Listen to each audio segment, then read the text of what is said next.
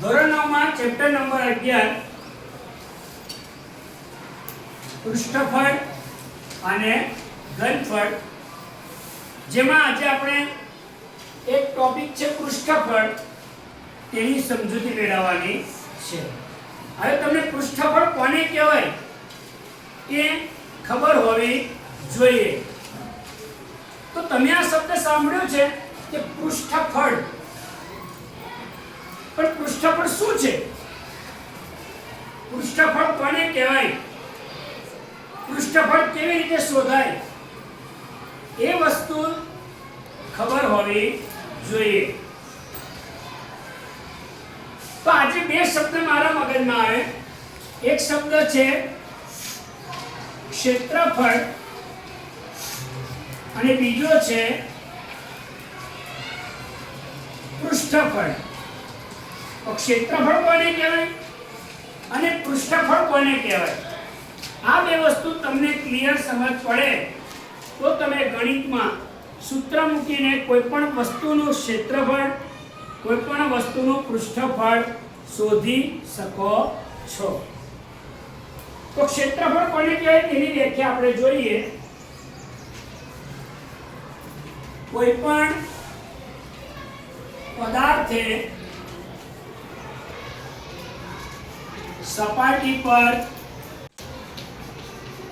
રોકેલી જગ્યાને ક્ષેત્રફળ કહે છે. કોઈ પદાર્થ છે, કોઈ પણ પદાર્થ હોય, એ કોઈ પણ સપાટી જે સમતલમાં આવેલી હોય એની પર તમે મૂકો એટલે જગ્યા રોકશે. એ જેટલી જગ્યા રોકે એને તેનું ક્ષેત્રફળ કહેવામાં આવે છે. હવે મારી પાસે આ એક બુક છે. હવે હું આ બુકની વાત કરું તો આ બુક હું જમીન પર મૂકું તો તેની લંબાઈ અને તેની પહોળાઈ એ પ્રમાણે જગ્યા રોકશે. આ જ વસ્તુ હું અહીંયા મૂકું બોર્ડ ઉપર અને પછી બોર્ડ ઉપર આ રીતે એની સપાટી અંકિત કરું તો આ બુક જમીન ઉપર અથવા તો બોર્ડ ઉપર કેટલી જગ્યા રોકશે? હવે ધારો કે હું આની લંબાઈ લઉં છું 10 સેન્ટીમીટર અને આ બુકની પહોળાઈ લઉં છું 5 સેન્ટીમીટર.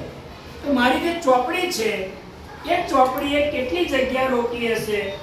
તો કે L ગુણ્યા B, લંબાઈ ગુણ્યા પહોળાઈ, એ 10 ગુણ્યા 5 એ 10 પંચા 50 સેન્ટીમીટર સ્ક્વેર. તો આ શું થયું? ચોપડીનું ક્ષેત્રફળ. આ ચોપડી આટલી જગ્યા રોકશે 50 સેન્ટીમીટર સ્ક્વેર. તો ક્ષેત્રફળ એટલે શું? તો કે કોઈ પણ પદાર્થ સપાટી ઉપર જે જગ્યા રોકે છે તેને ક્ષેત્રફળ કહેવામાં આવે છે. આ ચોપડી હતી, ચોપડીને જમીન પર મૂકી કે બોર્ડ પર મૂકી તો એની લંબાઈ અને પહોળાઈ પ્રમાણે જગ્યા રોકે છે, જેને આપણે કહીએ છીએ ક્ષેત્રફળ. આ જ રીતે ડસ્ટર લો તો ડસ્ટર પણ લંબઘન છે, તો એ લંબાઈ અને પહોળાઈ જેની જગ્યા રોકશે કે નહીં રોકે? તો એ જેટલી જગ્યા રોકી તેણે સપાટી ઉપર એને શું કહીશું? ડસ્ટરનું ક્ષેત્રફળ. હવે આ ડસ્ટરની વાત થઈ. એવી જ રીતે મારી પાસે એક બોટલ છે. તો આ બોટલ નળાકાર છે. બોટલ કેવો છે? નળાકાર. તો આ બોટલને હું અહીંયા આગળ મૂકીશ તો બોટલ કેટલી જગ્યા રોકશે? તો કે ધ્યાન આપજો, આ બોટલ હું આવો કલ્પું, નળાકાર સ્વરૂપનો કલ્પું.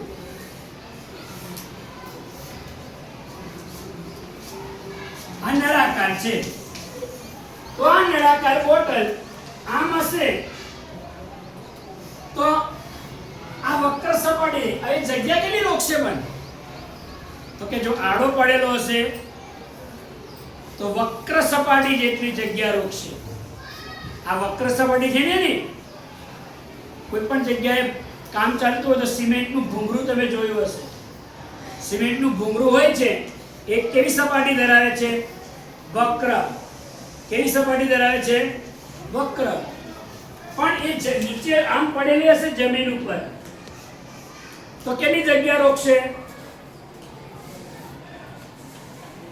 વર્તુળ. વર્તુળ જેટલી જગ્યા રોકશે. જો આ નળાકાર ઊભું હશે તો તેની ગોળ સપાટી જેટલું જગ્યા રોકશે. આડું પડેલું હશે તો એની વક્ર સપાટી જેટલી જગ્યા રોકશે. હવે તમને આ જ વસ્તુ સમજાવું. એક પેજ આપો કાગળનું. કાગળનું એક પાન આપો મને. રફ કાગળનું પાન આપો.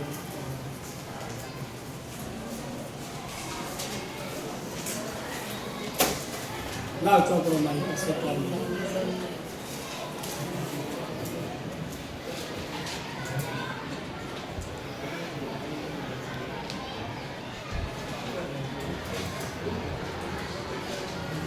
શકો છો કે આ પાન લંબચોરસ છે. પતરાની ચાદર લંબચોરસ છે. હવે આ જ પતરાની ચાદરને હું આમ કરીને આમ ગોઠવી દઉં તો આ શું બની ગયો? નળાકાર બની ગયો. ના બની ગયો? તો આ નળાકાર કેટલી જગ્યા રોકશે? જો નળાકારને હું ખુલ્લો કરું તો લંબચોરસ જેટલી જગ્યા રોકે ને? લંબચોરસ જેટલી જગ્યા રોકે કે ના રોકે? આ જ લંબચોરસનો હું નળાકાર બનાવું છું. તો નળાકારની વક્ર સપાટીનું ક્ષેત્રફળ એ કોના જેટલું થવાનું? લંબચોરસ કાગળ જેટલું જ થવાનું છે. પણ આજે આપણે ટોપિક એક જ છે, ક્ષેત્રફળ કોને કહેવાય? કોઈ પણ પદાર્થ સપાટી ઉપર જે જગ્યા રોકે તેને ક્ષેત્રફળ કહેવામાં આવે છે. એ શંકુ હોય, નળાકાર હોય, એને તમે સપાટી પર મૂકો, પેન્સિલથી લીટી કરી લેવાની, પછી ખસેડી લેવાનું, તો જે જગ્યા રોકી એને તેનું ક્ષેત્રફળ કહેવામાં આવે છે. બરાબર? આ ડસ્ટર છે, એને આમ જમીન પર મૂકો તો એ ડસ્ટર જમીન ઉપર જેટલું માપ રોકે એ એનું શું કહેવાય? ક્ષેત્રફળ કહેવામાં આવે છે. તો બીજો ટોપિક છે આપણો પૃષ્ઠફળ કોને કહેવાય? ક્ષેત્રફળ અને પૃષ્ઠફળમાં શું ફરક? તમને નળાકાર આપ્યો છે, નળાકારનું ક્ષેત્રફળ શોધો કે નળાકારનું પૃષ્ઠફળ શોધો, તો શું ફરક છે બેમાં? તો બેમાં ફરક એટલો છે, સાંભળજો. પૃષ્ઠફળ એટલે ક્ષેત્રફળ જ છે.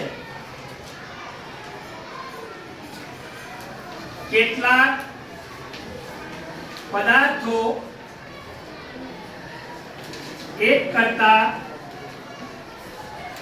વધારે સપાટી ધરાવતા હોય છે.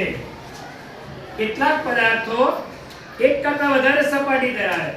હવે આ ડસ્ટરની વાત કરો તો આ ડસ્ટરની કેટલી સપાટી થઈ? આમ મૂકો તો વધારે જગ્યા રોકે, આમ મૂકશો, ઊભું મૂકશો તો જગ્યા કેવી રોકશે? ઓછી. તો એને જુઓ, એક સપાટી નીચે છે, એવી જ ઉપર છે 2, એક તમારી તરફ છે 3, એક મારી તરફ છે 4, એક જમણા હાથ તરફ છે 5 અને ડાબા હાથ તરફ છે 6. તો ઘન, લંબઘન કે સમઘન, એને કેટલી સપાટી હોય છે? કોણ કહેશે? લંબઘન અથવા સમઘનને કેટલી સપાટી હોય છે? મેં હમણાં જ ગણાવી, 6 સપાટી. કેટલી? 6 સપાટી હોય છે. તો જો નીચેવાળાનું ક્ષેત્રફળ શોધો, ઉપરવાળાનું ક્ષેત્રફળ શોધો, આગળ પાછળવાળાનું શોધો, ડાબે જમણે બંનેનું શોધો. કુલ 6 સપાટીનું ક્ષેત્રફળ ભેગું કરવામાં આવે એના ટોટલને શું કહેવાય? પૃષ્ઠફળ કહેવામાં આવે છે. કેટલાક પદાર્થો એક કરતા વધારે સપાટી ધરાવતા હોય છે. તે પદાર્થની તમામ સપાટીઓના ક્ષેત્રફળના સરવાળાને પૃષ્ઠફળ કહે છે. હવે તમારી પાસે જે પદાર્થ છે એ પદાર્થની તમામ સપાટીનું ક્ષેત્રફળનું ટોટલ એટલે પૃષ્ઠફળ કહેવામાં આવે છે. અમારી પાસે એક લંબઘન બોક્સ હોય,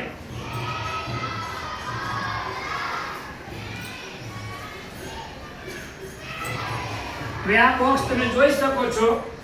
આ બોક્સમાં આ એક સપાટી, એવી જ રીતે આ બીજી સપાટી,